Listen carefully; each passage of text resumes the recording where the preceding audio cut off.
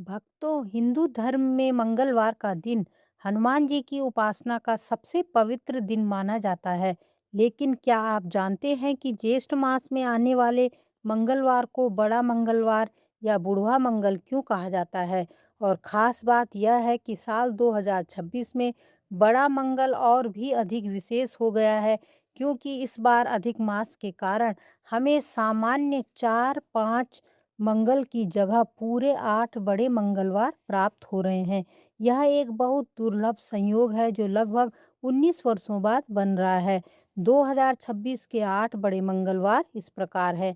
पहला बड़ा मंगल 5 मई को था, दूसरा बड़ा मंगल 12 मई को है, तीसरा बड़ा मंगल 19 मई को, चौथा बड़ा मंगल 26 मई 2026 को, पांचवा बड़ा मंगल 2 जून 2026 को, छठा बड़ा मंगल 9 जून 2026 को, सातवां बड़ा मंगल 16 जून 2026 को और आठवां बड़ा मंगल 23 जून 2026 को है। ये सभी मंगलवार बड़े मंगल के रूप में माने जाएंगे। पौराणिक मान्यताओं के अनुसार इस दिन से जुड़ी कई दिव्य घटनाएं बताई जाती हैं। सबसे प्रमुख बात यह है कि ज्येष्ठ मास के मंगलवार को ही भगवान श्री राम और श्री हनुमान जी की पहली भेंट मुलाकात हुई थी। इसके अलावा यह भी माना जाता है कि हनुमान जी का जन्म भी मंगलवार को हुआ था। लंका दहन भी मंगलवार को ही हुआ था और महाभारत काल में हनुमान जी ने भीमसेन का अहंकार भी इसी दिन तोड़ा था और उन्हें वृद्ध रूप में दर्शन दिए थे। इसीलिए इन दिव्य घटनाओं के कारण ज्येष्ठ मास के मंगलवार को बड़ा मंगल या बुढ़वा मंगल कहा जाता है। उत्तर भारत, विशेष रूप से लखनऊ और आसपास के क्षेत्रों में इस दिन हनुमान जी की विशेष पूजा, भंडारा और दान पुण्य का आयोजन किया जाता है। यदि इन मंगलवारों में सच्चे मन से हनुमान जी और भगवान श्री राम का स्मरण किया जाए, तो जीवन की बड़ी से बड़ी बाधाएं भी समाप्त हो सकती हैं और रुके हुए कार्य पूरे होने लगते हैं, नकारात्मक ऊर्जा समाप्त हो जाती है, मनोकामनाएं पूर्ण होने लगती है और घर में सुख समृद्धि का वास होने लगता है। और सबसे बड़ी बात यह है कि हनुमान जी अपने भक्तों को कभी भी निराश नहीं करते। जरूरी नहीं है कि आप हर मंगलवार को व्रत रखें। सबसे महत्वपूर्ण है भक्ति, श्रद्धा, सच्चा भाव, प्रेम और आस्था।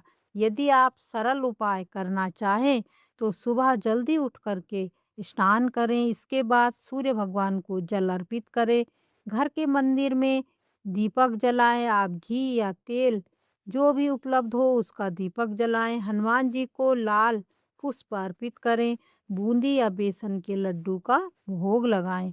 इसके बाद हनुमान चालीसा का कम से कम 2 बार पाठ तो करना ही है और अगर 11 बार आप पाठ कर सके तो यह बहुत ही अत्यंत उत्तम और शुभ माना जाता है।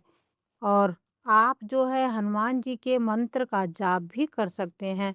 हर मंगलवार आप अलग-अलग भोग चढ़ाना जो है हनुमान जी को बहुत शुभ माना जाता है।